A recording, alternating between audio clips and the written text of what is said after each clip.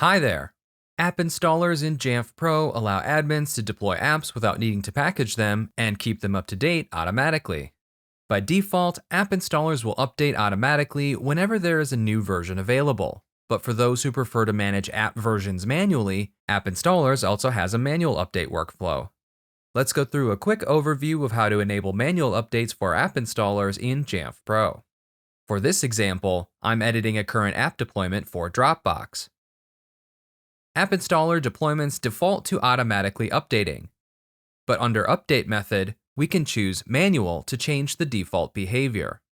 Once we click Save, the currently available version becomes the base version of the app. When a new version of an app becomes available, an information icon will appear next to the version number. Clicking the Select Version icon in the Action column opens a pop-up menu that allows us to choose a newer version of the app to deploy. Once we hit Apply, apps cannot be downgraded and will stay at the new version until another update is applied manually or the update method is changed back to automatic.